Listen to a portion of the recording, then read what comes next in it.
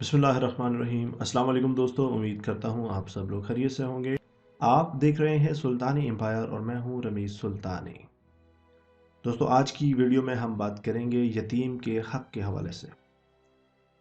Video शुरू करने से पहले हम आपसे रिक्वेस्ट करेंगे, अगर अभी तक आपने हमारा चैनल सब्सक्राइब नहीं किया तो काइंडली हमारा चैनल सब्सक्राइब कर लीजिए और बेल आइकन को भी प्रेस कर लीजिए ताकि हमारी हर नई वीडियो आप तक बर वक्त पहुँचती रहे। तो दोस्तों, वीडियो शुरू करते हैं। दुनिया में ऐसा कौन शख्स होगा जिसे ये ख्वाहिश न होगी कि उसका घर भी जन्नत की तरह हो, हर किस्म की आसाइश मुहैया हो, घर में रहने वालों के दरमियान उल्फत और मोहब्बत हो, एक दूसरे की गम गुसारी करें और एक दूसरे के वक्त पर काम आए, आपस में हसद हो न अदावत। ये एक मामूली सी ख्वाहिश है लेकिन इसका पूरा होना बड़ा दुश्वार है। इसके लिए तबीयतें मुख्तलिफ होती हैं। बाज़ औक़ात एक आदमी की तबीयत का रुझान दूसरे से बिल्कुल ही मुख्तलिफ होता है और एक अच्छा खासा घरेलू माहौल जहन्नमज़ाद में तब्दील हो जाता है।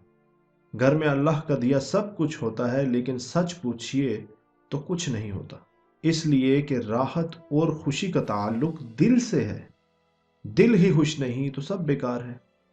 घर को पुरसुकून बनाने का एक नुस्खा हुजूर सल्लल्लाहु अलैहि वसल्लम ने बतलाया है। आप सल्लल्लाहु अलैहि वसल्लम ने इरशाद फरमाया कि मुसलमानों के घरों में सबसे बेहतर घर वो है जिसमें कोई यतीम रहता हो और उसके साथ अच्छा सलूक किया जाता हो, और मुसलमानों में सबसे बदतर घर वो है जिसमें कोई यतीम हो और उसके साथ बदसलूकी की जा रही हो। मिशकात शरीफ में हज़रत अबू हुरैरा रज़ियल्लाहु ताला अन्हु से रिवायत है कि एक मर्तबा एक शख्स हुजूर सल्लल्लाहु अलैहि वसल्लम की खिदमत में हाजिर हुआ और आप सल्लल्लाहु अलैहि वसल्लम से अर्ज़ किया, मेरा दिल बहुत सख्त है, मैं क्या करूं? तो आप सल्लल्लाहु अलैहि वसल्लम ने इरशाद फरमाया कि यतीम के सर पर शफकत से हाथ फेरा करो और मस्कीनों को खाना खिलाया करो, तेरे दिल की ये बीमारी दूर हो जाएगी।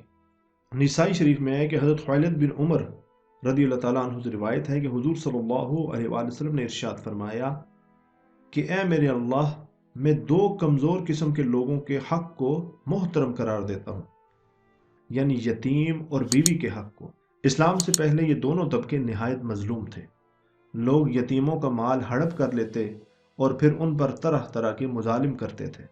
इसी तरह बीवियों के साथ भी बदसलूकी करते थे और उनके हुकूक पामाल करते थे और इन्हें सताते थे।